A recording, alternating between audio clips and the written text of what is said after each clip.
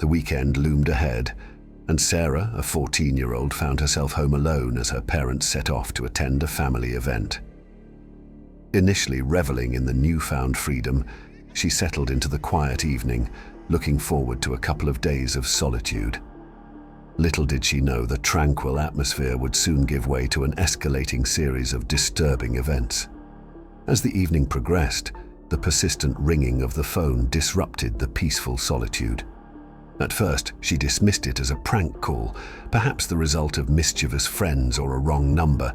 Determined not to let it spoil her time alone, she chose to ignore the incessant calls. However, the unsettling persistence of the ring soon transformed the annoyance into genuine concern. The phone continued to intrude on the silence, its shrill ring cutting through the air like a relentless siren. Each time Sarah answered, a void of silence greeted her from the other end. The absence of any sound only deepened the disquiet, leaving her on edge.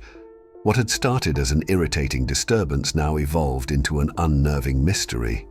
As the night wore on, the calls grew more frequent, punctuating the quiet with an ominous regularity.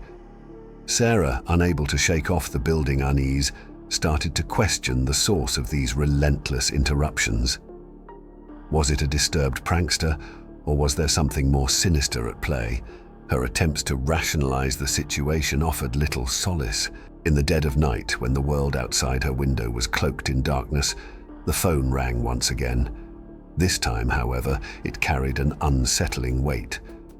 Sarah hesitated before answering, the trepidation seeping into her bones. A chilling whisper, so close it felt like a breath against her ear, slithered through the line. "I can see you." The words hung in the air, freezing her in place. Terrified and convinced that someone was watching her every move, Sarah fled to her room. The comforting click of the door lock offered a false sense of security. Alone in the darkness, she clutched her phone, heart pounding, mind racing. The fear that had taken root now blossomed into a full-blown panic. In the solitude of her room, she dared not make a sound, her ears straining for any indication of an intruder. The air felt heavy with an unseen presence, and the quiet of the house became an oppressive silence. Minutes stretched into agonizing hours as she waited for the nightmare to pass, questioning the safety of her own home. When the first light of dawn broke through her window, Sarah summoned the courage to inspect her surroundings. Reluctantly unlocking her phone, she was met with a horrifying discovery. A picture message, sent in the dead of night, displayed a chilling image. It was a photo of her, taken from outside the very walls that were supposed to offer sanctuary. The realization struck her like a physical blow. Her trembling fingers traced the outline of her features in the photo, confirming the proximity of the intruder. How close had they been?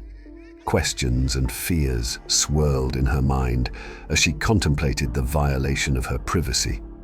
The sanctity of her home, once a fortress of security, now felt like a fragile facade. In the aftermath of that harrowing night, Sarah struggled to find peace. Her parents, upon their return, were met with a changed daughter, one haunted by the specter of an unknown presence that had invaded the supposed safety of her home.